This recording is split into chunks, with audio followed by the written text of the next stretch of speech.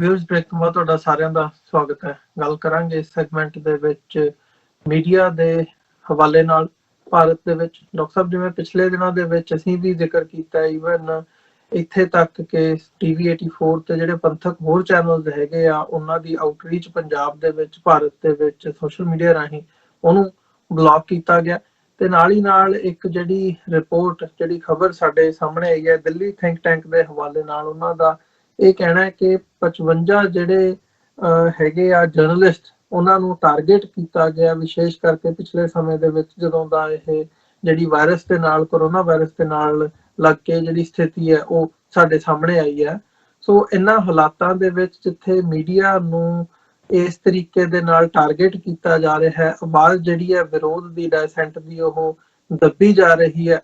ਇੱਥੋਂ ਤੱਕ ਕਿ ਜਦੋਂ ਹੁਣ ਗਿਆਨੀ ਹਰਪ੍ਰੀਤ ਸਿੰਘ ਵੱਲੋਂ ਖਾਲਿਸਤਾਨ ਦੇ ਹਵਾਲੇ ਨਾਲ ਗੱਲ ਕੀਤੀ ਗਈ ਹੈ 6 ਜੂਨ 1984 ਘੱਲੂਘਾਰੇ ਦੀ ਵਰ੍ਹੇਗੰਢ ਮੌਕੇ, ਤੇ ਉਹਨਾਂ ਦੇ ਬਿਆਨ ਨੂੰ ਵੀ ਬਾਅਦ ਦੇ ਵਿੱਚ ਤੋੜ ਮਰੋੜ ਕੇ ਪੇਸ਼ ਕੀਤਾ ਗਿਆ, ਤੇ ਉਹ ਵੀ ਇਹ ਕਹਿਣ ਤੇ ਮਜਬੂਰ ਹੋਏ ਆ ਕਿ ਸਾਡੇ ਕੋਲ ਆਪਣਾ ਮੀਡੀਆ ਨਾ ਹੋਣ ਕਰਕੇ ਜਿਹੜੀ ਸਾਨੂੰ ਹੈ ਉਹ ਨਿਸ਼ਾਨਾ ਬਣਾਇਆ ਜਾ ਰਿਹਾ ਹੈ ਤੇ ਸਾਨੂੰ ਇਹਨਾਂ ਮੁਸ਼ਕਲਾਂ ਦਾ ਸਾਹਮਣਾ ਕਰਨਾ ਪੈਂਦਾ ਹੈ। ਸੋ ਮੀਡੀਆ ਦੇ ਹਵਾਲੇ ਨਾਲ ਜਿਹੜੀ ਇਸ ਵਕਤ ਸਥਿਤੀ ਬਣੀ ਹੋਈ ਹੈ, ਫਰੀडम ਆਫ ਸਪੀਚ ਤੇ ਫਰੀडम ਆਫ ਐਕਸਪ੍ਰੈਸ਼ਨ ਦੇ ਉੱਤੇ ਸਿੱਧਾ ਜਿਹੜਾ ਹੈ ਇਹ ਅਟੈਕ ਹੈ, ਕਿਵੇਂ ਦੇਖਦੇ ਹੋ ਇਹਨੂੰ? ਦੇਖੋ, ਜ਼ਾਹਰ ਹੈ ਕਿ ਜਿਹੜੇ ਅਥੋਰੀਟੇਰੀਅਨ ਰੂਲਰ ਹੁੰਦੇ ਨੇ ਜਾਂ ਮਿਲਟਰੀ ਡਿਕਟੇਟਰਸ਼ਿਪਸ ਹੁੰਦੀਆਂ, ਉਹਨਾਂ ਦੇ ਵਿੱਚ ਉਹ ਉਹੀ ਖਬਰ ਬਾਹਰ ਨਿਕਲਣ ਦਿੰਦੇ ਨੂੰ ਚਾਹੁੰਦੇ ਜੋ ਚਾਹੁੰਦੇ ਨੇ।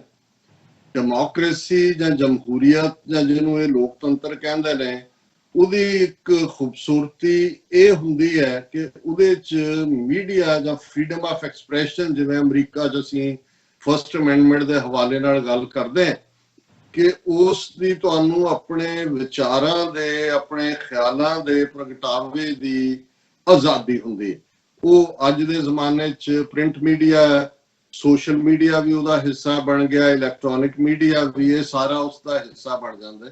ਪਰ ਅਸੀਂ ਦੇਖ ਰਹੇ ਹਾਂ ਕਿ ਭਾਰਤ ਜਿਹੜਾ ਇੱਕ ਨਾਮ ਨਿਹਾਦ ਜਮਹੂਰੀਅਤ ਬਣ ਕੇ ਰਹਿ ਗਿਆ, ਜਿਸ ਅੰਦਾਜ਼ ਦੇ ਵਿੱਚ ਉੱਥੇ ਲੋਕਾਂ ਦੀ ਫਰੀडम ਆਫ ਐਕਸਪ੍ਰੈਸ਼ਨ ਨੂੰ ਕੁਚਲਿਆ ਜਾ ਰਿਹਾ ਹੈ, ਝੂਠੇ ਕੇਸਾਂ 'ਚ ਫਸਾਇਆ ਜਾਂਦਾ ਹੈ, ਔਰ ਈਵਨ ਉਹਨਾਂ ਦੇ ਉਹ ਜਰਨਲਿਸਟ ਜਿਹੜੇ ਸੱਚ ਨੂੰ ਈਵਨ ਇਸ ਕਰੋਨਾ ਪੈਂਡੇਮਿਕ ਦੇ ਪੀਰੀਅਡ 'ਚ ਬਾਹਰ ਲਿਆਉਣ ਦੀ ਕੋਸ਼ਿਸ਼ ਕੀਤੀ ਹੈ, ਜਿਨ੍ਹਾਂ ਨੇ ਕਿ ਭਾਈ ਕਿਵੇਂ ਜਿਹੜੀਆਂ ਨੇ ਪਰਸਨਲ ਸੇਫਟੀ ਕਿਟਸ ਨਹੀਂ ਨੇ, ਚੱਲ ਕੀ ਰਿਹਾ, ਕਿਵੇਂ ਝੂਠੀਆਂ ਫਿਗਰਸ ਨੇ, ਉਹਨਾਂ ਨੂੰ ਵੀ ਝੂਠੇ ਕੇਸਾਂ 'ਚ ਫਸਾਇਆ ਗਿਆ। ਔਰ ਇਸੇ ਤਰ੍ਹਾਂ ਜੋ ਅਕਲੀਅਤਾਂ ਦੇ ਨਾਲ ਚੱਲ ਰਿਹਾ ਹੈ, ਜਿਵੇਂ ਅਸੀਂ ਟੀਵੀ 84 ਦੇ ਮਾਧਿਅਮ ਰਾਹੀਂ ਇਸ ਸੱਚ ਨੂੰ ਉਜਾਗਰ ਕੀਤਾ ਇਹਨਾਂ 7-8 ਵਰ੍ਹਿਆਂ 'ਚ। ਅੱਜ ਹਾਲਾਤ ਇਹ ਨੇ ਕਿ ਇਸ ਵਾਰ ਪਿਛਲੇ ਹਫਤੇ ਟੀਵੀ 84 ਦੀ YouTube ਔਰ Facebook ਸਟ੍ਰੀਮਿੰਗ ਬੰਦ ਕਰ ਦਿੱਤੀ ਗਈ ਹੈ, ਬੈਨ ਕਰ ਦਿੱਤਾ ਗਿਆ ਹੈ। ਔਰ ਇਵੇਂ ਹੀ ਬਾਕੀ ਜਿਹੜੇ ਪੰਥਕ ਚੈਨਲ ਨੇ, ਔਰ ਖਾਸ ਤੌਰ ਤੇ ਸਿੱਖ ਸਿਆਸਤ ਵੈਬਸਾਈਟ ਜਿਹੜਾ ਪਟਿਆਲੇ ਤੋਂ ਹੈ, ਉਸ ਨੂੰ ਵੀ ਉਹਨਾਂ ਨੇ ਬਲੌਕ ਕਰ ਦਿੱਤਾ ਹੈ। ਸੋ ਜ਼ਾਹਰਾ ਤੌਰ ਤੇ ਈਵਨ ਸਿੱਖਾਂ ਤੇ ਹੋ ਰਹੇ ਜ਼ੁਲਮਾਂ ਦੀ ਆਵਾਜ਼ ਸਿੱਖਾਂ ਤੱਕ ਵੀ ਨਾ ਪਹੁੰਚੇ, ਬਾਹਰਲਿਆਂ ਦੀ ਇੱਧਰ ਤੱਕ ਜਾਂ ਉੱਥੋਂ ਦੀ ਇੱਥੋਂ ਤੱਕ, ਇਹ ਵੀ ਉਹਨਾਂ ਨੇ ਟੋਟਲੀ ਇਸ ਦੇ ਉੱਤੇ ਪਾਬੰਦੀ ਲਾਈ ਹੈ। ਔਰ ਜਿਹੜਾ ਐਗਜ਼ਿਸਟਿੰਗ ਉਹਨਾਂ ਦਾ ਖਾਤੀ ਮੇਨ ਸਟ੍ਰੀਮ ਮੀਡੀਆ ਹੈ ਜਾਂ ਸੋਸ਼ਲ ਮੀਡੀਆ ਹੈ, ਉਹਦੇ 'ਚ ਕਿਵੇਂ ਟਰੋਲਰ ਬੈਠੇ ਹੋਏ ਨੇ, ਉਹ ਕਿਵੇਂ ਟਰੋਲ ਕਰਦੇ ਨੇ, ਕਿਸੇ ਖਬਰ ਨੂੰ ਕਿਵੇਂ ਕੀ ਰੰਗ ਦਿੱਤਾ ਜਾਂਦਾ ਹੈ, ਉਸ ਦੀ ਉਦਾਹਰਣ ਜਿਹੜੀ ਹੈ ਐਕਟਿੰਗ ਜਥੇਦਾਰ ਅਕਾਲ ਤਖਤ ਸਾਹਿਬ ਦੇ ਗਿਆਨੀ ਹਰਪ੍ਰੀਤ ਸਿੰਘ, ਉਹਨਾਂ ਨੇ ਜਿਵੇਂ ਆਪਣਾ ਟਵੀਟ ਕੀਤਾ ਕਿ ਕਿਵੇਂ ਉਹਨਾਂ ਨੇ ਪਿਛਲੇ ਦਿਨਾਂ 'ਚ 6 ਜੂਨ ਨੂੰ ਮੀਡੀਆ ਦੇ ਨਾਲ ਇੰਟਰੈਕਟ ਕਰਦੇ ਆ ਇਹ ਗੱਲ ਬੜੀ ਬੇਬਾਕੀ ਦੇ ਨਾਲ ਕਹੀ ਕਿ ਹਰ ਸਿੱਖ ਦੁਨੀਆ ਦੇ ਵਿੱਚ ਖਾਲਿਸਤਾਨ ਚਾਹੁੰਦਾ। ਔਰ ਉਹਨਾਂ ਨੇ ਇਹ ਵੀ ਕਿਹਾ ਕਿ ਮੌਜੂਦਾ ਹਕੂਮਤ ਜਿਹੜੀ ਹੈ ਉਹ ਵੀ ਐਂਟਾਈ ਸਿੱਖ ਹੈ ਪਹਿਲਾਂ ਵਾਂਗ ਹੀ। ਔਰ ਉਹਨਾਂ ਨੇ ਈਵਨ ਹਥਿਆਰਬੰਦ ਸੰਘਰਸ਼ ਨੂੰ ਵੀ ਜਿਹੜਾ ਹੈ ਉਹ ਜਸਟੀਫਾਈ ਕੀਤਾ ਕਿ ਭਾਈ ਜਦੋਂ ਹੱਕਾਂ ਦੀ ਗੱਲ ਕਿਸੇ ਕੰਢੇ ਨਹੀਂ ਲੱਗਦੀ, ਪਰ ਨਹੀਂ ਲੱਗੀ, ਔਰ ਉਹਨਾਂ ਨੇ ਆਪਣੀ ਹਿਫਾਜ਼ਤ ਦੇ ਵਿੱਚ ਹਥਿਆਰ ਚੁੱਕੇ। ਔਰ ਇਸ ਸਾਰੇ ਦੇ ਨਾਲ ਉਹਨਾਂ ਨੇ ਈਵਨ ਬੇਗਮਪੁਰਾ ਜਾਂ ਖਾਲਿਸਤਾਨ ਨੂੰ ਸਰਬ ਸਾਂਝਾ ਰਾਜ ਦੱਸ ਕੇ ਮਹਾਰਾਜਾ ਰਣਜੀਤ ਸਿੰਘ ਦੇ ਰਾਜ ਦੇ ਮਾਡਲ ਨਾਲ ਵੀ ਕੰਪੇਅਰ ਕੀਤਾ। ਔਰ ਜ਼ਾਹਰ ਹੈ ਕਿ ਜਿਹੜੀਆਂ ਪੰਥਕ ਧਿਰਾਂ ਨੇ ਉਹਨਾਂ ਦੇ ਵਿੱਚ ਖੁਸ਼ੀ ਦਾ ਇਜ਼ਹਾਰ ਹੋਇਆ। ਉਹਨਾਂ ਦੀਆਂ ਧਿਰਾਂ ਨੇ ਇੱਕਦਮ ਬੀਜੇਪੀ ਨੇ ਤਾਂ ਕ੍ਰਿਮੀਨਲ ਕੇਸ ਰਜਿਸਟਰ ਕਰਨ ਦੀ ਗੱਲ ਕੀਤੀ ਦੇਸ਼ ਧਰੋਹ ਦਾ, ਔਰ ਇਹਦੇ ਨਾਲ ਕਿਵੇਂ ਈਵਨ ਜਗਬਾਣੀ ਅਖਬਾਰ ਜਿਹੜੀ ਨਿਰੰਕਾਰੀਆਂ ਔਰ ਇਹਨਾਂ ਨੇ ਰਲ ਕੇ ਸ਼ੁਰੂ ਕੀਤੀ ਸੀ, ਉਹਦੇ 'ਚ ਉਹਨਾਂ ਦੇ ਬਿਆਨ ਨੂੰ ਇਹ ਕਹਿ ਕੇ ਅਗਲੇ ਕਿਸੇ ਹੋਰ ਕੋਰਟ ਨੂੰ ਕਹੇ ਜੀ ਯੂ ਟਰਨ ਮਾਰੀ ਜਥੇਦਾਰ ਹਰਪ੍ਰੀਤ ਸਿੰਘ ਨੇ, ਔਰ ਇਹ ਕਹਿਣ ਦੀ ਕੋਸ਼ਿਸ਼ ਕੀਤੀ ਗਈ ਕਿ ਜਿਵੇਂ ਉਹ ਪਿੱਛੇ ਹਟ ਗਏ ਨੇ। ਪਰ ਇਹ ਸਾਰੀ ਗੱਲ ਕਰਨ ਤੋਂ ਪਹਿਲਾਂ, ਔਰ ਜਿਵੇਂ ਅੱਜ ਇਹ ਰਿਪੋਰਟਿੰਗ ਹੈ ਦਿੱਲੀ ਬੇਸਡ ਇੱਕ ਥਿੰਕ ਟੈਂਕ ਦੀ, ਕਿ ਕਿੰਨੇ ਜਰਨਲਿਸਟ ਇਸ ਕੋਵਿਡ-19 ਦੇ ਪੀਰੀਅਡ 'ਚ ਝੂਠੇ ਕੇਸਾਂ 'ਚ ਫਸਾਏ ਗਏ ਨੇ। ਪਰ ਉਹਦੀ ਗੱਲ ਕਰਨ ਤੋਂ ਪਹਿਲਾਂ ਗੱਲ ਕੱਲੀ ਹਕੂਮਤ ਦੀ ਮੀਡੀਆ ਦੇ ਉੱਤੇ ਕ੍ਰੈਕਡਾਊਨ ਹੀ ਨਹੀਂ ਹੈ, ਕਿਵੇਂ ਐਡਮਿਨਿਸਟ੍ਰੇਟਿਵ ਲੈਵਲ ਦੇ ਉੱਤੇ ਝੂਠੇ ਕੇਸ ਆਮ ਲੋਕਾਂ ਦੇ ਉੱਤੇ ਬਣਾਏ ਜਾ ਰਹੇ ਨੇ, ਜਿਹੜੇ ਸਿਸਟਮ ਨੂੰ ਲੱਗਦਾ ਹੈ ਕਿ ਭਾਈ ਸਾਡੇ ਲਈ ਖਤਰਾ ਨੇ। ਉਸ ਦੇ ਉੱਤੇ ਸਾਬਕਾ ਸੁਪਰੀਮ ਕੋਰਟ ਦੇ ਜੱਜ ਜਸਟਿਸ ਮਾਰਕੰਡੇ ਕਾਟਜੂ ਨੇ ਇੱਕ ਟਵੀਟ ਅੱਜ ਕੀਤਾ। ਉਹਨਾਂ ਨੇ ਕਿਹਾ ਕਿ ਭਾਰਤ ਦੇ ਵਿੱਚ ਉਲਟੀ ਗੰਗਾ ਬਹਿ ਰਹੀ ਹੈ, ਔਰ ਉਲਟੀ ਗੰਗਾ ਕੀ ਹੈ? ਇਖਲਾਕ ਪਹਿਲੂ ਖਾਨ ਪਰਵੇਜ਼ ਅੰਸਾਰੀ ਦੀ ਲਿੰਚਿੰਗ ਹੋਈ। ਇਖਲਾਕ ਨਹੀਂ, ਆਰਡਰ ਨੇ ਜੀ, ਇਖਲਾਕ ਪਹਿਲੂ ਖਾਨ ਤਬਰੇਜ਼ ਅੰਸਾਰੀ ਦੀ ਲਿੰਚਿੰਗ ਹੋਈ। ਉਹਨਾਂ ਦੇ ਰਿਸ਼ਤੇਦਾਰਾਂ ਦੇ ਉੱਤੇ ਮੁਕੱਦਮੇ ਬਣਾਏ ਗਏ। ਨਿਰਦੋਸ਼ ਲੋਕ ਜਿਵੇਂ ਸਫੂਰਾ ਜ਼ਰਗਰ, ਕਫੀਲ ਖਾਨ, ਸ਼ਰਜ਼ੀਲ ਇਮਾਮ ਜੇਲ੍ਹ ਦੇ ਵਿੱਚ ਨੇ, ਔਰ ਫਿਰਕੂ ਹਿੰਸਾ ਫੈਲਾਉਣ ਵਾਲੇ ਕਪਲ ਮਿਸ਼ਰਾ ਤੇ ਅਨੁਰਾਗ ਠਾਕਰ ਉਹ ਆਜ਼ਾਦ ਘੁੰਮ ਰਹੇ ਨੇ। ਜੁਡੀਸ਼ਰੀ ਨੇ ਅੱਖਾਂ ਬੰਦ ਕਰ ਲਈਆਂ। ਹਰੀਓਮ, ਹੁਣ ਇਹ ਇੱਕ ਹਰੀਓਮ ਕਹਿ ਕੇ ਉਹਨਾਂ ਨੇ ਵਿਅੰਗ ਕੀਤਾ, ਕਿਉਂਕਿ ਉੱਥੇ ਅੱਜ ਕੱਲ ਸਭ ਕੁਝ ਜਿਹੜਾ ਹੈ ਉਹ ਜੈ ਰਾਮ ਜੀ ਦੇ ਨਾਲ ਜੁੜਿਆ। ਉਹਨਾਂ ਕਿਹਾ ਗਿਆ ਦੇਖ ਲਓ ਉਲਟੀ ਗੰਗਾ ਹੈ ਕਿ ਇਖਲਾਕ ਹੋਣ, ਪਹਿਲੂ ਖਾਨ ਹੋਏ, ਤਬਰੇਜ਼ ਅੰਸਾਰੀ ਹੋਏ, ਉਹਨਾਂ ਸਾਰਿਆਂ ਨੂੰ ਲਿੰਚਿੰਗ ਕਰਕੇ ਮਾਰ ਦਿੱਤਾ। ਉਹਨਾਂ ਦੇ ਰਿਸ਼ਤੇਦਾਰਾਂ ਦੇ ਮੁਕੱਦਮੇ ਨੇ। ਔਰ ਜਿਵੇਂ ਸਫੂਰਾ ਜ਼ਰਗਰ ਇੱਕ ਉਹ ਲੀਡਰ PhD ਕਰ ਰਹੀ ਸਟੂਡੈਂਟ, ਜਿਹੜੀ ਈਵਨ ਪ੍ਰੈਗਨੈਂਟ ਹੋਣ ਦੇ ਬਾਵਜੂਦ ਉਹਦੀ ਈਵਨ ਜ਼ਮਾਨਤ ਕਰਨ ਤੋਂ ਜੱਜ ਨੇ ਇਹ ਕਹਿ ਕੇ ਨਾ ਕਰ ਦਿੱਤੀ ਕਿ ਜੇ ਤੁਸੀਂ ਅੱਗ ਦੇ ਸ਼ੋਲੇ ਭੜਕਾਏ ਨੇ ਤੇ ਫਿਰ ਉਹਦੇ ਵਿੱਚ ਸੜਨ ਲਈ ਵੀ ਤਿਆਰ ਰਹੋ। ਸੋ ਇਹ ਬਿਲਕੁਲ ਮੈਂ ਸਮਝਦਾ ਹਾਂ ਵੀ ਮਾਰਕੰਡੇ ਕਾਟਜੂ ਨੇ ਸਾਰੀ ਜੁਡੀਸ਼ਰੀ ਨੂੰ ਇੱਕ ਆਪਣੇ ਟਵੀਟ ਦੇ ਵਿੱਚ ਦੱਸ ਦਿੱਤਾ ਕਿ ਉੱਥੇ ਕਿਹਦੇ ਨਾਲ ਕੀ ਚੱਲ ਰਿਹਾ। ਔਰ ਗਿਆਨੀ ਹਰਪ੍ਰੀਤ ਸਿੰਘ ਦੇ ਹਵਾਲੇ ਨਾਲ ਜਿਹੜਾ ਉਹਨਾਂ ਦਾ ਟਵੀਟ ਹੈ, ਔਰ ਇਹਦੇ ਚ ਮੈਂ ਸਮਝਦਾ ਕਿ ਉਹਨਾਂ ਨੇ ਬੇਸ਼ੱਕ TV 84 ਜਾਂ ਦੂਸਰੇ ਮੀਡੀਆ ਦਾ ਜ਼ਿਕਰ ਨਹੀਂ ਕੀਤਾ, ਪਰ ਉਸ ਬੈਨ ਨੂੰ ਵੀ ਉਹਨਾਂ ਨੇ ਮੈਂਸ਼ਨ ਕੀਤਾ ਕਿ ਵੀ ਉਹਨਾਂ ਨੇ ਕਿਹਾ ਜਗਬਾਣੀ ਦੀ ਖਬਰ ਨੂੰ ਪੜ੍ਹ ਕੇ ਉਹਦੇ ਹਵਾਲੇ ਨਾਲ ਕਿ ਇਸ ਖਬਰ ਨੂੰ ਪੜ੍ਹ ਕੇ ਅੱਜ ਆਪਣੀ ਬੇਬਸੀ ਦਾ ਖਿਆਲ ਆਉਂਦਾ ਹੈ ਕਿ ਅਸੀਂ ਆਪਣਾ ਮੀਡੀਆ ਮਜ਼ਬੂਤ ਨਹੀਂ ਕਰ ਸਕੇ। ਇਹ ਹੈਡਿੰਗ ਇਮੇਜ ਨੂੰ ਖਰਾਬ ਕਰਨ ਤੋਂ ਵੱਧ ਕੁਝ ਵੀ ਨਹੀਂ, ਕਿਉਂਕਿ ਜਿਹੜਾ ਹੈਡਿੰਗ ਜਗਬਾਣੀ ਨੇ ਦਿੱਤਾ ਉਹ ਇਹ ਸੀ ਕਿ ਅਕਾਲ ਤਖਤ ਦੇ ਜਥੇਦਾਰ ਦਾ ਖਾਲਿਸਤਾਨ ਵਾਲੇ ਬਿਆਨ ਤੋਂ ਯੂ ਟਰਨ। ਹੁਣ ਇਸ ਟਵੀਟ ਨਾਲ ਜਥੇਦਾਰ ਇਹ ਵੀ ਕਹਿ ਰਹੇ ਨੇ ਕਿ ਮੈਂ ਬਿਲਕੁਲ ਨਹੀਂ ਹਿੱਲਿਆ, ਜੋ ਮੈਂ ਕਿਹਾ ਉਹਦੇ ਤੇ ਮੈਂ ਖੜਾ। ਪਰ ਨਾਲ ਹੀ ਨਾਲ ਉਹ ਇਹ ਵੀ ਕਹਿ ਰਹੇ ਨੇ ਕਿ ਵੀ ਇਹ ਜਿਹੜਾ ਅਕਾਲ ਤਖਤ ਦਾ ਇਮੇਜ ਖਰਾਬ ਕਰਨ ਦੇ ਲਈ ਹੈ। ਔਰ ਉਹਨਾਂ ਨੇ ਨਾਲ ਦੀ ਨਾਲ ਇਹ ਕਿਹਾ ਕਿ ਵੀ ਜਗਬਾਣੀ ਨੇ ਉਹਨਾਂ ਦੇ ਬਿਆਨ ਨੂੰ ਤੋੜ ਕੇ ਪੇਸ਼ ਕੀਤਾ, ਔਰ ਆਪਣੇ ਮੀਡੀਆ ਦੀ ਕਮਜ਼ੋਰੀ ਤੇ ਅਜੇ ਮੀਡੀਆ ਦੀ ਬਹੁਤਿਆਤ ਨਹੀਂ ਪੰਥ ਤੇ ਪੰਜਾਬ ਨੂੰ ਅੱਜ ਇਸ ਹਾਲ 'ਚ ਪਹੁੰਚਾ ਦਿੱਤਾ ਕਿ ਸਾਡਾ ਆਪਣਾ ਮੀਡੀਆ ਨਹੀਂ ਔਰ ਦੂਸਰਾ ਕਿਵੇਂ ਮਿਸ ਰਿਪਰੈਜ਼ੈਂਟ ਕਰ ਰਿਹਾ। ਹਾਲੇ ਵੀ ਜੇ ਕੋਈ ਮੀਡੀਆ ਪੰਥ ਜਾਂ ਪੰਜਾਬ ਦੇ ਹੱਕ ਦੀ ਗੱਲ ਕਰਦਾ ਹੈ ਤਾਂ ਉਸ ਨੂੰ ਬਲੌਕ ਕਰ ਦਿੱਤਾ ਜਾਂਦਾ ਹੈ ਜਾਂ ਬੰਦ ਕਰਵਾ ਦਿੱਤਾ ਜਾਂਦਾ। TV 84 ਇਸ ਦੀ ਉਦਾਹਰਣ ਹੈ ਕਿ ਅੱਜ ਅਸੀਂ ਭਾਰਤ ਦੇ ਵਿੱਚ ਜਿੱਥੇ ਸਾਡੀ ਵੱਡੀ ਗਿਣਤੀ ਦੇ ਵਿੱਚ ਵਿਊਅਰਸ਼ਿਪ ਸੀ, ਉਹਨਾਂ ਤੱਕ ਅਸੀਂ ਪਹੁੰਚ ਨਹੀਂ ਕਰ ਪਾ ਰਹੇ, ਕਿਉਂਕਿ ਉਹਨਾਂ ਨੇ ਨਾ ਸਿਰਫ ਉਹਨੂੰ ਉੱਥੇ ਬੈਨ ਕੀਤਾ, ਪਰ ਕਿਉਂਕਿ YouTube, Facebook ਇਹ ਕੋਈ ਭਾਰਤ ਦੀਆਂ ਕੰਪਨੀਆਂ ਨਹੀਂ ਨੇ। ਅਸੀਂ ਇਹ ਦੇਖ ਰਹੇ ਹਾਂ ਕਿ ਹਕੂਮਤੀ ਨਿਜ਼ਾਮ ਭਾਰਤ ਦਾ ਕਿਵੇਂ ਇਹਨਾਂ ਦੇ ਉੱਤੇ ਵੀ ਹਾਵੀ ਹੈ। ਔਰ ਇਹ ਸਾਡੇ ਤੱਕ ਬਹੁਤ ਸਾਰੀਆਂ ਸ਼ਿਕਾਇਤਾਂ ਨੇ ਕਿ ਜਿਹੜੇ ਹੋਰ ਪੇਜ ਵੀ ਜਿਹੜੇ ਪੰਥਕ ਆਜ਼ਾਦੀ ਦੀ ਜਾਂ ਹਿਊਮਨ ਰਾਈਟਸ ਵਾਇਓਲੇਸ਼ਨ ਜੋ ਹੋ ਰਹੇ ਨੇ ਉਹਦੀ ਗੱਲ ਕਰਦੇ ਸੀ, ਉਹਨਾਂ ਨੂੰ ਵੀ ਬਲੌਕ ਕਰ ਦਿੱਤਾ ਗਿਆ। ਔਰ ਅਖੀਰ 'ਚ ਜਿਹੜਾ ਉਹਨਾਂ ਦਾ ਇਹ ਕਹਿਣਾ ਕਿ ਭਾਈ ਸਾਨੂੰ ਇਹ ਸੋਚਣਾ ਪਏਗਾ ਕਿ ਅਸੀਂ ਕਿਵੇਂ ਇਹ ਸਾਰੇ ਦੇ ਨਾਲ ਨਜਿੱਠਣਾ। ਸੋ ਮੈਂ ਸਮਝਦਾ ਵੀ ਜਵਾਬ ਤਾਂ ਇੱਕੋ ਹੀ ਹੈ ਆਪਣੇ ਉਹਨਾਂ ਵੀਰਾਂ ਭੈਣਾਂ ਲਈ ਵੀ ਜਿਨ੍ਹਾਂ ਨੂੰ ਇਹ ਲੱਗਦਾ ਹੈ ਕਿ ਭਾਈ ਇਹ TV 84 ਜਾਂ ਖਰਚ ਵਾਲੇ ਮੁਹਿੰਮ ਨਾਲੋਂ ਜੀ ਵੈਸੇ ਹੀ ਬੰਦਾ ਲਾਈਵ ਹੋ ਜਾਏ, ਗੱਲ ਕਰ ਲੋ ਲਾਈਵ ਆਪਣੇ ਆਪ ਨੂੰ। ਸੋ ਮਤਲਬ ਹੁਣ ਜਿਸ ਅੰਦਾਜ਼ ਦੇ ਵਿੱਚ, ਔਰ ਮੈਨੂੰ ਇਹ ਲੱਗਦਾ ਕਿ ਬੇਸ਼ੱਕ ਜਿਸ ਤੇਜ਼ੀ ਦੇ ਨਾਲ ਇਹ ਬੈਨ ਚੱਲ ਰਹੇ ਨੇ, ਸਾਨੂੰ ਕੋਈ ਨਾ ਕੋਈ ਸਾਧਨ, ਮੈਂ ਜਿਵੇਂ ਇੱਕ ਆਪਣੇ ਮਿੱਤਰ ਨੂੰ ਜੋਕਿੰਗਲੀ ਕਹਿ ਰਿਹਾ ਸੀ, ਮੈਂ ਕਿਹਾ ਜੀ ਕਬੂਤਰ ਟ੍ਰੇਨਡ ਕਰੀਏ।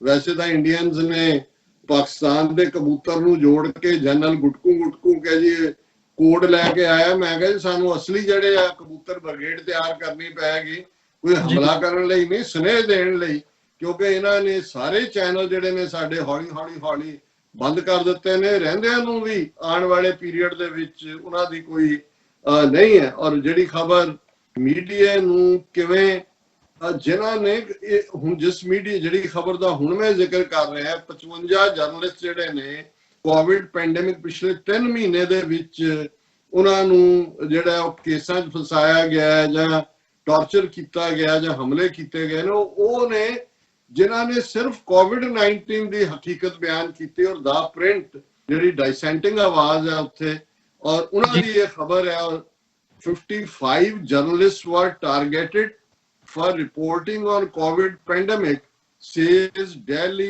think tank report। और ये RRAG रिपोर्ट है, ऑर्गेनाइजेशन का नाम है। उन्होंने स्टेटां लिस्ट कीतियां ने कि किन्हां जर्नलिस्ट के खिलाफ जिहड़ा है वो केस दर्ज किए गए, जिन्हां ने पर्सनल प्रोटैक्शन इक्विपमेंट की शॉर्टेज की गल की, फूड डिस्ट्रीब्यूशन के उत्ते सवाल चुके। और इस सारे दौर दे विच जिहड़ी करप्शन चल रही है ईवन कोविड-19 के हवाले नाल, उस नूं उन्होंने हाईलाइट किया। और एक खबर है कि as many as 55 journalists have been targeted for covering the pandemic in India between 25th March, which lockdown was first imposed, and 31st May, report by Rights and Risks Analysis Group। ये जिहड़ी RRAG है, ये Rights and Risk Analysis Group है। और ये उन्हां दी जिहड़ी report है कि 55 जर्नलिस्ट टारगेट किए गए 25 मार्च तो 31 मई तक है। सो जाहिर है 2.5 महीने दे विच। और उन्होंने कहा कि journalist faced arrest, registration of FIRs, summons और show cause notices, physical assaults, alleged destruction of properties and threats for doing their job and exercising their right to freedom of expression, the report by Delhi based think tank said। ਹੁਣ ਇਹ journalist ਨੇ, ਇਹਨਾਂ ਨੂੰ ਵੀ ਪਤਾ ਹੈ ਵੀ ਇਹਨਾਂ ਤੇ ਹੋਇਆ ਹਮਲਾ, FIR, ਥ੍ਰੈਟ ਦੂਜਿਆਂ ਨੂੰ ਵੀ, ਪਰ ਉਹ ਇੰਨੀ ਕੁ ਬੇਪਰਵਾਹੀ ਦੇ ਨਾਲ ਜਿਹੜਾ ਉਹ ਰਿਪਰੈਸ਼ਨ ਦੇ ਉੱਤੇ ਲੱਗੇ ਹੋਏ ਨੇ। ਔਰ ਫਿਰ ਉਹਨਾਂ ਨੇ ਇਸ ਸਾਰੇ ਦੀ ਡੀਟੇਲ ਦਿੱਤੀ ਹੈ ਕਿ ਸਭ ਤੋਂ ਜ਼ਿਆਦਾ ਕੇਸ ਜਿਹੜੇ ਨੇ ਗੁੰਡਾ ਆਦਿੱਤਿਆਨਾਥ ਯੋਗੀ ਦੀ ਸਟੇਟ। ਔਰ ਅਸੀਂ 3-4 ਦਿਨ ਪਹਿਲਾਂ ਸੈਗਮੈਂਟ ਕੀਤਾ ਸੀ ਕਿ ਕਿਵੇਂ हजारां सिख किसानां तो जिला लखीमपुर, बाजपुर, उस इलाके च उन्हां दी जमीन खोई जा रही है जिथे वो 60-70 साल तो ने। और मैं देखा कि हुण अजीत ने भी खबर लाई है, सोशल मीडिया ते भी चर्चा शुरू हुई है। हालां साडा सोर्स भी जसबीर सिंह विरक जिहड़े उन्हां दे स्पोक्सपर्सन ने, उन्हां दी खबर सी। लेकिन ये आदित्यनाथ योगी गुंडा जिन्हें हजारां फेक एनकाउंटर बनाए ने मुसलमानां दे, दलितां दे, ਕਿਵੇਂ ਇਹ ਸਾਰੇ ਪਾਸੇ ਜਿਹੜਾ ਉਹਨੇ ਇੱਕ ਡਰ ਦਾ ਸਹਿਮ ਦਾ ਮਾਹੌਲ ਪੈਦਾ ਕੀਤਾ ਹੋਇਆ। ਔਰ ਹੁਣ ਜਿਹੜਾ ਈਵਨ ਸਿੱਖਾਂ ਨੂੰ ਜ਼ਮੀਨ ਤੋਂ ਬੇਦਖਲ ਕੀਤਾ ਜਾ ਰਿਹਾ। ਔਰ 11 ਕੇਸ ਜਿਹੜੇ ਨੇ ਉੱਤਰ ਪ੍ਰਦੇਸ਼ ਨੇ ਜਰਨਲਿਸਟਾਂ ਦੇ ਖਿਲਾਫ ਜਾਰੀ ਜਿਹੜੇ ਨੇ ਉਹ ਰਜਿਸਟਰ ਕੀਤੇ ਨੇ। ਔਰ ਉਹਨਾਂ ਤੇ ਅਟੈਕ ਵੀ ਹੋਏ ਨੇ ਮੀਡੀਆ ਦੇ ਉੱਤੇ। ਔਰ ਉਸ ਤੋਂ ਬਾਅਦ ਜਿਹੜਾ ਨੰਬਰ ਹੈ ਜੰਮੂ ਕਸ਼ਮੀਰ ਦੇ ਹਵਾਲੇ ਨਾਲ ਵੀ ਅਸੀਂ ਡਿਸਕਸ ਕੀਤਾ ਸੀ ਕਿ 2 ਜਰਨਲਿਸਟ ਜਿਨ੍ਹਾਂ ਨੂੰ ਵੱਡੇ ਇਨਾਮ ਜਰਨਲਿਜ਼ਮ ਦੇ ਇੰਟਰਨੈਸ਼ਨਲ ਮਿਲੇ ਨੇ ਫੋਟੋ ਜਰਨਲਿਜ਼ਮ ਦੇ ਲਈ, ਉਹਨਾਂ ਦੇ ਖਿਲਾਫ ਵੀ ਕੇਸ ਰਜਿਸਟਰ ਕੀਤੇ ਗਏ ਕਿ ਜੀ ਉਹਨਾਂ ਨੇ ਜਿਹੜਾ ਉਹ ਦੇਸ਼ ਧਰੋਹ ਕੀਤਾ ਹੈ। ਸੋ ਇਸ ਲਿਸਟ ਦੇ ਵਿੱਚ ਵੀ ਦਿੱਲੀ ਦੇ ਥਿੰਕ ਟੈਂਕ ਦੇ यूपी ਤੋਂ ਬਾਅਦ ਜੰਮੂ ਕਸ਼ਮੀਰ ਹੈ, 5 ਇਨ ਹਿਮਾਚਲ ਪ੍ਰਦੇਸ਼। ਹੁਣ ਇਹ ਮੈਨੂੰ ਵੀ ਨਹੀਂ ਸੀ ਪਤਾ ਹੈ ਕਿ ਹਿਮਾਚਲ ਪ੍ਰਦੇਸ਼ ਛੋਟੀ ਜਿਹੀ ਸਟੇਟ, ਉੱਥੇ ਤਾਂ ਕੋਈ ਉਹਦੀ ਅਲੱਗਗੀ ਦੀ ਲਹਿਰ ਨਹੀਂ ਚੱਲ ਰਹੀ, ਪਰ 5 ਕੇਸ ਜਰਨਲਿਸਟਾਂ ਦੇ ਉੱਤੇ, ਕਿਉਂਕਿ ਉੱਥੇ ਹੈਲਥ ਡਿਪਾਰਟਮੈਂਟ ਦੇ ਵਿੱਚ ਕਿਵੇਂ ਉਹਨਾਂ ਦਾ ਡਾਇਰੈਕਟਰ ਹੈਲਥ ਇਨਵੋਲਵ ਹੈ ਫੇਕ ਦਵਾਈਆਂ ਦੇ ਵਿੱਚ ਔਰ ਕੋਰੋਨਾ ਦੇ ਹਵਾਲੇ ਨਾਲ ਕਰੋੜਾਂ ਰੁਪਈਆ ਹੜੱਪਣ, ਜਿੱਥੇ ਬੀਜੇਪੀ ਦੀ ਸਰਕਾਰ ਹੈ 5 ਕੇਸ ਉੱਥੇ ਵੀ ਰਜਿਸਟਰ ਕੀਤੇ ਗਏ ਨੇ ਕਿਉਂਕਿ ਉਹਨਾਂ ਨੇ ਹਾਈਲਾਈਟ ਕੀਤਾ for each in Tamil Nadu, West Bengal, Odisha and Maharashtra। ਇਹਦਾ ਮਤਲਬ ਇਹ ਹੈ ਕਿ ਇਹ ਉਹ ਸਟੇਟਾਂ ਵੀ ਮਹਾਰਾਸ਼ਟਰ ਦੇ ਵਿੱਚ ਸ਼ਿਵ ਸੈਨਾ ਦੀ ਹਕੂਮਤ ਹੈ, ਓਡੀਸ਼ਾ ਦੇ ਵਿੱਚ ਬੀਜੂ ਪਟਨਾਇਕ ਦਾ ਮੁੰਡਾ ਨਵੀਨ ਪਟਨਾਇਕ ਉਹਦੀ ਬੀਜੂ ਦਲ ਹੈ, ਉਹਨਾਂ ਦੀ ਹਕੂਮਤ ਹੈ, ਉੱਥੇ ਵੀ ਇਹ ਕੇਸ ਰਜਿਸਟਰ ਕੀਤੇ ਗਏ ਨੇ। ਔਰ ਇਹਦੇ ਚ ਈਵਨ ਪੰਜਾਬ ਵੀ ਪਿੱਛੇ ਨਹੀਂ ਹੈ। 2 each in Punjab, Delhi, Madhya Pradesh and Kerala, 1 each in Andaman Nicobar, Arunachal Pradesh, Assam, Bihar, Chhattisgarh, Gujarat, Karnataka, Nagaland, Telangana. तो हुण तुसीं देख लो भी सारा ही देश उत्थे स्टेटां भावें हुकूमतां ओपोजिशन दियां ने जां बीजेपी दियां ने, इररिस्पेक्टिव जिहड़ी डाइसेंट दी आवाज़ है। और उन्होंने कहा कि बेशक पहला ये सुप्रीम कोर्ट च गए कि जी इन्हां नूं बंद करो मीडिया नूं, और 31 मार्च ਨੂੰ ਸੁਪਰੀਮ ਕੋਰਟ ਨੇ refuse to interfere with free discussion about the pandemic. ਲੇਕਿਨ ਇਹਦੇ ਬਾਵਜੂਦ ਉਹਨਾਂ ਨੇ ਜੇ ਮੀਡੀਆ ਨੇ ਖਬਰ ਲਾਈ ਕਿ lack of adequate personal protective equipment for doctors at hospital, ਇਸ ਸਾਰੇ ਦੇ ਨਾਲ ਜਦੋਂ ਖਬਰਾਂ ਲੱਗਣੀਆਂ ਸ਼ੁਰੂ ਹੋਈਆਂ ਤੇ ਉਹਨਾਂ ਨੇ ਜਰਨਲਿਸਟਾਂ ਨੂੰ ਟਾਰਗੇਟ ਕਰਨਾ ਸ਼ੁਰੂ ਕੀਤਾ। ਔਰ ਅੱਗੇ ਉਹ ਸਾਰੇ ਦਾ ਵੇਰਵਾ ਮੈਂ ਅੱਗੇ ਨਹੀਂ ਆਵਾਂਗਾ, ਵਕਤ ਵੱਲ ਮੈਂ ਦੇਖ ਰਿਹਾ, ਪਰ ਮੈਂ ਸਮਝਦਾ ਹਾਂ ਵੀ ਇੱਕ ਗੱਲ बड़ी क्लीयर है। और मैं वीकेंड के उत्ते एक सिंगापुर बेस्ड ऑथर ने अलामा इकबाल उन्होंने बायोग्राफी लिखी है, उसके मैं कुछ हिस्से पढ़ रहा सी। और उहदे च क्योंकि अलामा इकबाल एक सूफी फकीर सन और उन्होंने कुछ चीज़ां जदों तुसीं और उस पीरीयड च 20वीं सदी की बिगिनिंग च 1905 के नेड़े तेड़े ਉਹ ਜਦੋਂ ਬਾਹਰ ਜਾਂਦੇ ਨੇ, ਇੰਗਲੈਂਡ ਆਉਂਦੇ ਨੇ ਜਿੱਥੇ ਉਹ ਆਪਣੀ PhD ਕੰਪਲੀਟ ਕਰਦੇ ਨੇ, ਔਰ ਉਹ ਆਪਣੀ ਇਮੈਜੀਨੇਸ਼ਨ ਦੇ ਵਿੱਚ ਜਿਹੜਾ ਰੂਹਾਨੀ ਇਮੈਜੀਨੇਸ਼ਨ ਵੀ ਹੈ, ਰੂਹਾਨੀ ਐਕਸਪੀਰੀਅੰਸ ਵੀ ਹੈ, ਉਹ ਜਿਹੜੇ ਹੋਏ ਪਹਿਲੇ ਫਿਲਾਸਫਰ ਨੇ ਜਿਵੇਂ ਨਿਸ਼ੇ ਜਾਂ ਨਿਟਸ਼ੇ ਜਿਹਨੂੰ ਕਹਿੰਦੇ ਨੇ, ਯੂਰਪ ਦੇ ਵਿੱਚ ਉਹਦਾ ਥਾਟ ਜਿਹਨੇ ਉਹਨਾਂ ਨੂੰ ਪ੍ਰਭਾਵਿਤ ਵੀ ਕੀਤਾ। ਬਾਕੀਆਂ ਦੀ ਗੱਲ ਕਰਦੇ ਨੇ ਆਪਣੇ ਉਸ ਖਿੱਤੇ ਦੇ ਫਿਲਾਸਫਰ ਜਿਵੇਂ ਉਹਨਾਂ ਦੇ ਉੱਤੇ ਮੌਲਾਨਾ ਰੂਮੀ ਜਿਹੜੇ 12ਵੀਂ 13ਵੀਂ ਸਦੀ ਚ ਹੋਏ, ਉਹਨਾਂ ਦਾ ਪ੍ਰਭਾਵ ਹੈ। ਸੋ ਉਹਦੇ ਇੱਕ ਜਰਨੀ ਜਿਹੜੀ ਸਪਿਰਿਚੁਅਲ ਉਹ ਕਰ ਰਹੇ ਨੇ, ਉਹ ਕਿ ਮੌਲਾਨਾ ਰੂਮੀ ਉਹਨਾਂ ਦੇ ਨਾਲ ਨੇ ਔਰ ਉਹ ਜਾ ਰਹੇ ਨੇ ਅੱਡ ਅੱਡ ਹੈਵਨਸ ਦੇ ਵਿੱਚ। ਔਰ ਦੂਸਰੇ ਤੇ ਉੱਥੇ ਜਿਹੜਾ ਨਿਤਸ਼ੇ ਨੇ ਇਕਬਾਲ ਨੂੰ ਕਿਹਾ, ਇਹ ਇੱਕ ਤਰੀਕਾ ਜਦੋਂ ਕਿਉਂਕਿ ਉਸ ਜ਼ਮਾਨੇ ਚ ਅਜੇ ਪਾਕਿਸਤਾਨ ਦਾ ਕਨਸੈਪਟ ਨਹੀਂ ਸੀ ਆਇਆ, ਇਹ ਉਹੀ ਅਲਾਮਾ ਇਕਬਾਲ ਸਾਰੇ ਜਹਾਂ ਸੇ ਅੱਛਾ ਹੈ ਹਿੰਦੁਸਤਾਨ ਹਮਾਰਾ ਉਸ ਦੌਰ ਦਾ। ਤੇ ਉਹਦੇ ਚ ਹੁਣ ਜਿਹੜਾ ਬਿਲਟ ਇਨ ਜਦੋਂ ਲੋਕ ਇਹ ਪੁੱਛਦੇ ਨੇ ਕਿ ਜੀ ਭਾਰਤ ਦੇ ਵਿੱਚ ਇੰਨਾ ਕੁਝ ਚੱਲ ਰਿਹਾ ਹੈ ਕਿ ਆਮ ਲੋਕ ਉੱਠਣਗੇ ਜਾਂ ਭਾਰਤ ਦੀ ਕਿਉਂ ਕੌਨਸ਼ੀਅਸਨੈਸ ਸੁੱਤੀ ਹੋਈ ਹੈ ਉਹਨਾਂ ਦੇ ਸਿਆਣੇ ਲੋਕਾਂ ਦੀ। ਤੇ ਜਿਹੜੀ ਗੱਲ ਨਿਤਸ਼ੇ ਇਕਬਾਲ ਨੂੰ ਕਹਿੰਦਾ ਉਹਨਾਂ ਦੇ ਲਫ਼ਜ਼ਾਂ ਦੇ ਵਿੱਚ ਹੀ ਉਹਨਾਂ ਨੇ ਕਿਹਾ ਵੀ ਤੁਸੀਂ ਕਿੱਥੋਂ ਆਏ? ਉਹਨੇ ਕਿਹਾ ਜੀ ਮੈਂ ਹਿੰਦੀ ਹਾਂ, ਹਿੰਦ ਤੋਂ ਆਇਆ, ਇਕਬਾਲ ਨੇ ਕਿਹਾ। ਔਰ ਅੱਗੋਂ ਨਿਤਸ਼ੇ ਕਹਿੰਦੇ ਨੇ you belong to an ease loving nation, ਕਿ ਤੁਸੀਂ ਉਸ ਮੁਲਕ ਨਾਲ ਤੁਹਾਡਾ ਸੰਬੰਧ ਹੈ ਜਿਹੜਾ ਆਰਾਮ ਪ੍ਰਸਤੀ ਚ ਯਕੀਨ ਰੱਖਦਾ ਹੈ। The nation of which the wealthy members pass their nights in pleasure and poor members die of hunger can never remain alive. Nations live by experience and ambition and by refraining. उन्होंने कहा अच्छा तू उत्थों आया, ਤੁਹਾਡਾ ਤਾਂ ਉਹ ਮੁਲਕ ਹੈ ਜਿੱਥੇ ਜਿਹੜੇ ਅਮੀਰ ਲੋਕ ਨੇ ਉਹ ਆਪਣੀਆਂ ਰਾਤਾਂ ਬੜੇ ਆਰਾਮ ਚ ਗੁਜ਼ਾਰਦੇ ਨੇ, ਜਦੋਂ ਕਿ ਭੁੱਖੇ ਜਿਹੜੇ ਨੇ ਉਹ ਆਮ ਗਰੀਬ ਭੁੱਖ ਨਾਲ ਮਰ ਰਹੇ ਹੁੰਦੇ ਨੇ। ਇਸ ਕਿਸਮ ਦੇ ਮੁਲਕ ਜਿਉਂਦੇ ਨਹੀਂ ਰਹਿੰਦੇ, ਕੈਨ ਨੈਵਰ ਰਿਮੇਨ ਅਲਾਈਵ। ਜਿਹੜੇ ਨੇਸ਼ਨ ਨਾ ਤਜਰਬੇ ਤੋਂ ਸਿੱਖਣ, ਨਾ ਉਹਨਾਂ ਦਾ ਕੋਈ ਟੀਚਾ ਹੋਏ ਪਹੁੰਚਣ ਦਾ, ਨਾ ਹੀ ਉਹ ਮਾੜੀਆਂ ਚੀਜ਼ਾਂ ਤੋਂ ਬਚਣ ਦੀ ਕੋਸ਼ਿਸ਼ ਕਰਨ, ਉਹ ਨੇਸ਼ਨ ਜਿਉਂਦੇ ਨਹੀਂ ਰਹਿੰਦੇ।